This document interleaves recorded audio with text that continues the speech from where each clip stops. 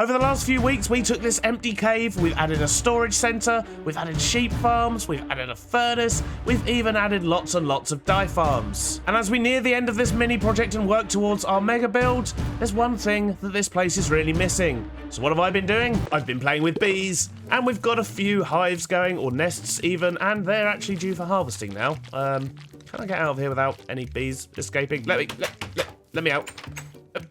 Oh. Perfect. So this is my little temporary bee place, but we need to make some proper automated farms in our wonderful cave here. But before we do that, I want to build up a few more hives. I want to make sure we've got plenty of bees and that they're all full. So we're going to be probably harvesting this for a little while, but once we've got enough beehives, we're going to start working out where we're going to put these. And yes, we're going to be farming the bees mainly for the wax more than the honey, but we will probably go for some honey as well, just because we can. But there's two reasons really. One, I want the wax because we are going to be building with copper and we're going to need to wax the copper blocks so that they stay in the state we want them. But also, I kind of just want to get some movement around the cave, and I want to dot some hives in some of these areas, some nests and things, and it probably means that we're going to end up with a lot of bees sort of flying off and doing their own thing eventually. But I think if we breed them up occasionally, we can just always have at least a few bees milling around this area, and I think that's really going to help to bring it alive. We only have one spore blossom here at the moment after all, and that's the only thing providing movement via these few little particles we get now and then. So bees are definitely going to be the answer. In order to make additional bee housing, however, we first need to get ourselves lots of honeycomb. 18 from the first harvest, that's not too bad. So I'm going to stand in here and keep an eye on these bees for a little while. We're going to get some more hives going, we're going to breed them up, and hopefully we'll have an army by the time we're done. Although, just a thought, didn't Zap make a honey shop? Zap did indeed make a honey shop. Okay, so honey blocks we don't need, honeycomb. We could literally just buy a couple of stacks of this and make all the hives we could possibly need. And that's going to skip at least part of the steps. Excellent. What is this? Oh, Zap, that's amazing. Oh, it's got a name. Mushroom Man. Oh, we have a superhero on the server. May as well check profits while we're here as well. We've got a few diamonds for rockets, and a couple more, and a few for bone blocks. Excellent. In fact, while we're here, let's go check our shop over at Tizz's as well. Oh, this has all changed. He's got, like, fancy pillars and things. And torches. That warrants exploration. Anyway, first things first, let's see if we've actually got any profit. If I can get down the... I hate this thing. There we go. Nothing in there, nothing in there, nothing in there. It's not looking good. Oh, we've actually sold some stuff. We've got some kelp. Or I say we've got some diamonds from the kelp. That is absolutely... Uh-oh. Hi. Hello, Beardstone. What's going on here then? Nothing. I'm just checking my sales, you know, taking my profits. In my mall? Checking sales in my mall? But your mall, my stall, you know. What's this doing here? Oh, you killed me! Whoa! What brutality! Gee, whoa! I only punched him. I didn't think he'd die. Wow. He's inflatable.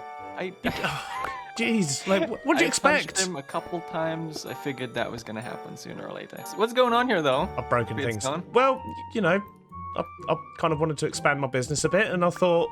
You opened a shop in my mall? Well, it doesn't look like you are. Look, there's loads of empty ones. Yeah, I mean... that's... I don't know how I feel about this. Do I get a cat, Beardstone? What's going on here? Well, look. The way I see it is... Barn Bros. Right? Barn Bros for life. You know? You're trying to guilt trip me right now? No? Maybe? Potentially? Barn Bros. Barn Bros. Sure. Yeah. Well, I feel like I should get something though, right? Like you can have unlimited supply. There's some slots missing there. Looks like you made some sales, Beardstone. No. I haven't made any sales, but there's like unlimited golden carrots. You can help yourself to those. As many as you want. How's that? Unlimited golden carrots. Yep. I don't eat carrots, Beardstone. That doesn't feel like a fair trade. Sure. Okay. Unlimited golden carrots for life on the season. Just to clarify. Okay. Okay. It doesn't cross over into future seasons? No. It's strange that. However, okay, I'll tell you what. How about to sweeten the deal, right? Yeah. Golden carrots for life. And when I open my shopping district, you can come build some shops. can have some shops in your shopping district. I'm building like an entire city, and in the middle of it is going to be like the town centre / shopping area. It's all medievally type thing, and there'll be plenty of shop fronts, and you can just come and build some shops over there. How's that? Huh, that doesn't sound too bad, actually. That doesn't sound bad. I'm not gonna take the carrots though. But I tried to disguise it. I tried to make it look like the rest of your shops. It looks good. I just wasn't expecting it when I came over here, you know? I was checking my sales. I was pulling out my diamonds. Turn around, there's a Beardstone right here. Yeah, handsome, isn't he? Cool. Well, anyway, I'm glad we could come to an amazing arrangement. Here's some golden carrots, and I will. I'll see you soon. Okay. Yeah. Thanks. Bye. Was it you that bought the kelp, by the way? Yes, it was. Well, that could have been a lot more awkward than it was, I suppose. And, well, I mean, having Tiz fill up some of the shops in our city, well, we win from that as well, as far as I'm concerned, because that just means we get some free interiors done. And he's never going to eat me carrots either, so all in all, I'd say we won that one. Excellent. Ah! Lots of distractions at the start, as usual. Ow. But I think it's time for us to sort out these bees. We can harvest them again as well, but we've got loads of honeycomb now. We can make a whole bunch of hives, and that means we can breed up the bees, get them in there, and hopefully get some farms going somehow. I have no idea where I'm going to put them. But a whole bunch of beehives. Let's get all these in. Be very careful not to punch any of them here. Don't want to make my bees angry. And then if we feed them, we should be able to breed them all up. Now we just need to hang out and keep breeding up these bees for a little while.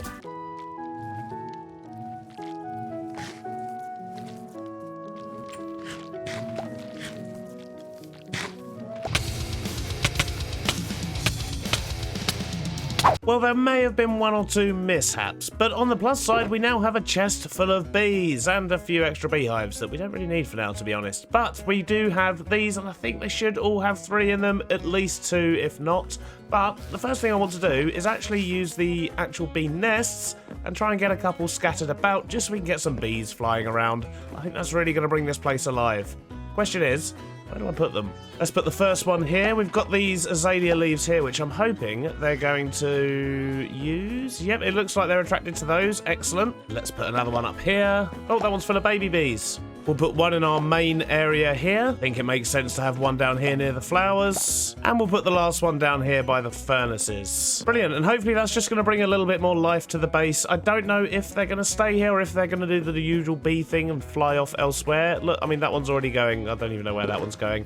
So we'll see how long they last. But it's nice just to catch these glimpses of movement as you move around the base now. The next question is, how are we going to make these little modules, and where are we going to put them? They're not going to be particularly large modules, so I do wonder if we just hang a couple down here, and we can also connect this path here down to the back of the sheep bit here. And then we can just have the modules hanging down in between. I think that could look quite nice and actually make use of this area over this side. So I'm going to be using a fairly simple design which should work absolutely fine. This is what we did last season. If you imagine that is actually the nest itself, what we will then do is have an observer looking at that with a redstone torch on the back. Then we need a block on top of that and a redstone torch here. And then in theory, every time the observer detects a change in the hive, that will fire the dispenser, and it's as simple as that. The only downside is they do occasionally, very, very occasionally, get a little bit jammed up. So I'm also going to have like a reset switch for them, which just enables you to auto-fire these. But each module is going to be as simple as that, and then there will be azalea leaves on the block directly in front, so we'll have those here. And then below that, we'll probably just have a minecart. And we can put a few of these in a row and have a few different modules of them. Some doing bottles, some with shears. And I think that's going to solve our needs. So I guess now I'm going to do the usual thing and make a start on the path first. I'm going to get this bit here connected to the bit down there. I don't really know what direction we're going to go. I kind of feel like just sort of snaking it down and round because everything's a little bit too straight in a lot of places. So, step 1, let's see if we can get a path in and connect it up to that bit over there. Oof, it's going to be a bit of a weird one. Well, it's not quite what I originally imagined, but I think this is actually going to work quite well. I do like it, and it's a big swooping path that goes all the way down to our wool farm, which is basically just another path, another link in this area, and we can now dangle bee farms in this side and on this side and just create a nice little walkway. What are you doing? What is it with entities and trapdoors? So weird. So the next step is to grab some trapdoors, some campfires, and some alternative slabs. And let's mess up that path a bit, shall we? So we'll mix in some oak slabs, and then we'll mix in some trapdoors as well. Then a few campfires, of course. Then we'll get some railings up. The trapdoors are in. We're a little bit safer. Now I just need to actually attach it to the ceiling, or at least the platform above or something, because it's currently just floating in midair and it looks a little bit weird. No longer looking weird. I've got the platform attached to, well, the platform above pretty much, and a little bit attached to the ceiling as well. But I've also marked out where I want the bee farms to go. I want this one to be for honeycomb, and I want a smaller one for honey blocks, because I don't really think I'm actually going to need any of those. But these two platforms should give us more than enough bees and more than enough resources for what we're going to need. I just need to figure out how I'm actually going to fit them in. First step is to get a bit of a floor in. So my thinking is we'll actually have the collection chests down below and we'll just open the trapdoors to collect them. That way we can actually have the bees on this level, and I think that's just going to look better overall. So to start the farms themselves, first thing we want to do is put in the leaves, because we know exactly where they want to be. And as I say, that means the bees are going to be at a level we can watch them do their thing, and then we'll just fill out the back here. So because the chests are going to be below, that does mean we need to actually hang a little bit underneath the platform as well, but I don't see that being a problem. Let's grab some more dark oak. And our bucket of water is going to come in handy here as well, no doubt. This doesn't need to be anything too big. I literally just need a shelf to put the chests on. And then we need some hoppers in the back of these with rail on top. Give that some power, and probably from the other side as well. Yep, let's give it power there too. And then we'll block these in. And lastly, we'll just put the minecart in. Perfect.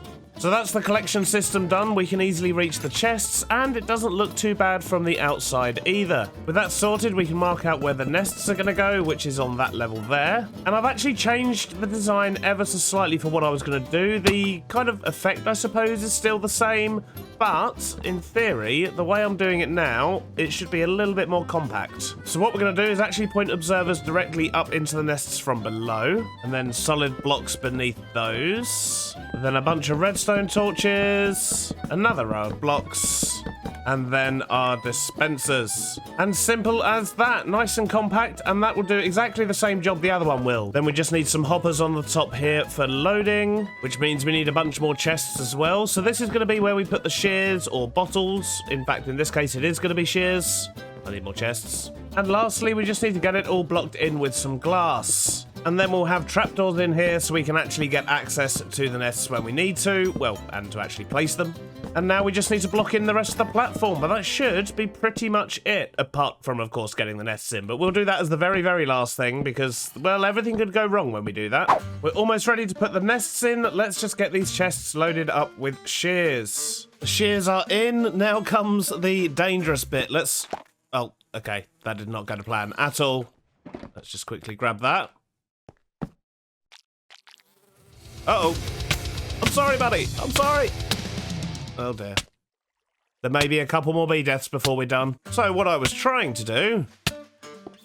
was that? Okay, well, it seems to be working. As we're putting down the nest, they're also getting sheared, which is good, and the minecart is picking stuff up, so it does seem to be working.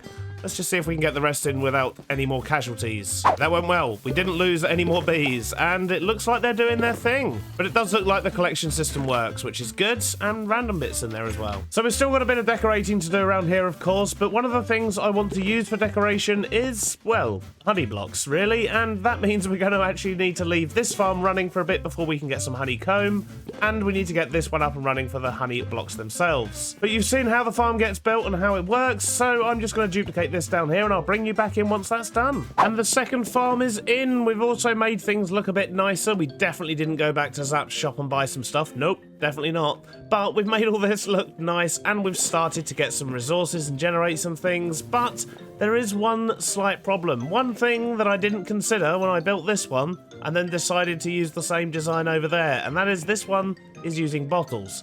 And, well, bottles don't work the same as shears, really, do they? So with the shears, them being fired every time something changes in the nest itself is not a problem because it doesn't use up durability. However, with the bottles, it fires once again every time that the hive changes state. And there's 5 levels as it gradually gets more honey in it. And that means that every time it goes up a level, a glass bottle is actually just being dispensed, and only on the 5th one is it actually collecting honey. And that is resulting in a bunch of glass bottles coming through here. Ignore those, I put those in there. But that means we're getting lots of glass bottles as well as the honey. So I've got lots of changes to make to this farm. I need to figure out how I'm going to do that, and sadly that's something I'm going to have to do in between episodes because we're out of time for today. But I hope you have enjoyed it, and I'll catch you on the next one, where hopefully this will be working a bit better. Bye-bye now. Unlimited golden carrots. Yep. I don't eat carrots, Beardstone.